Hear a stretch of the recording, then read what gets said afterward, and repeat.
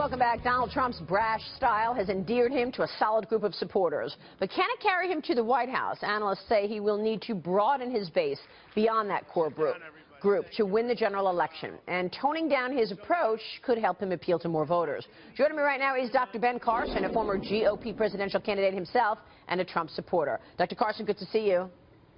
Thank you. You too, Maria. So when you look at, whether or not Donald Trump should tone it down and change his approach, I always go back to, well, let's not forget that brash style is what thrust him into the spotlight and resonated with so many people. Should he change it now?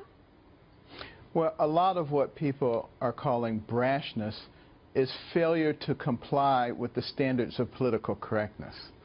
And I don't think that's something that he should give up at all. I think that you do see him tending to focus more on the issues now and less on other people, and I think that's going to be helpful. That's what we really need, because I think voters and viewers want to hear substance from him about all of the issues that he cares about. But one that keeps resonating is the ability to create jobs, because he's a businessman. How do you compare his ability to create jobs to the others in the race right now, including Hillary as well as Bernie?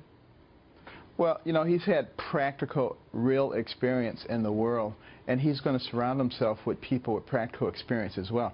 I don't think it's going to be that difficult, and he and I have talked about this, to get this economy rolling again by simply creating the right kind of fair tax structure, getting rid of the incessant regulations, 81,000 pages of regulatory reform just in the last year.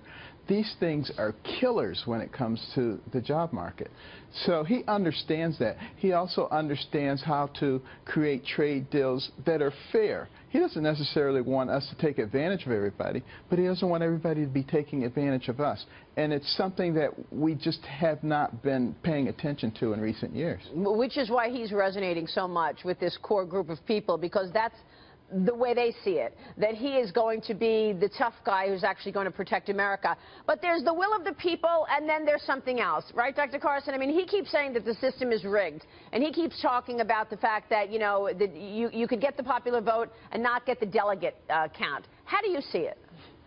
Well, you look at some of the things that are going on, like in Arizona and Colorado, what happened in Virginia just recently. These things don't truly reflect the will of the people. Now, I know the politicians will say, well, we've known about these rules all along. That's how politicians talk. That's what they say. That's what people are so tired of. The status quo, the trickery, and the manipulation. They want the candidate to be the person that they have selected. And this is problematic. If the Republicans can understand that and address that, believe me, they will also attract a lot of Bernie Sanders voters. So, and which has been the appeal of Donald Trump, because some people say he's bringing in Republicans, but he's also bringing in Democrats. You look at what Newt Gingrich just told us. Voter turnout on the Republican side is up 60%, while Democratic turnout is down, I think, 20%. Yeah, the enthusiasm issue is one that a lot of these polls don't take into consideration. When you go out and you poll someone on the telephone, that doesn't mean they're actually coming out to vote. And it's the enthusiasm that will make the difference in the fall. So what do you think happens now in terms of Indiana, California? How important are these contests, and how does this race look different, do you think, in the next 2 weeks? Well, they're very, very important. And the reason that they're so important is that we've come down to crunch time.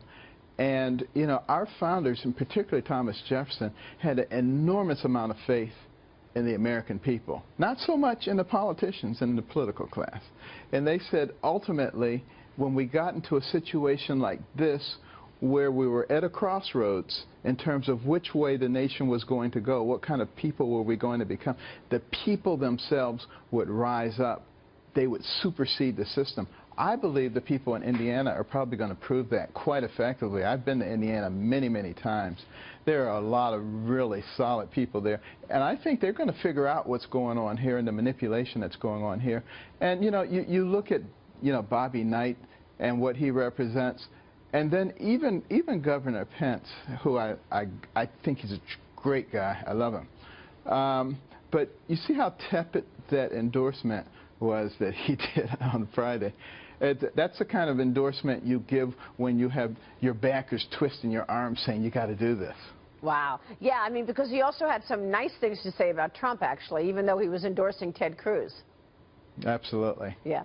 All right, we will watch that. It's all about the people. And we're going to speak with Bobby Knight coming up in the program. The famous basketball coach will be joining us in just a few minutes. Dr. Carson, good to see you, sir. Thanks so much. Thank you so much, Maria. We'll see you soon. Dr. Ben Carson there.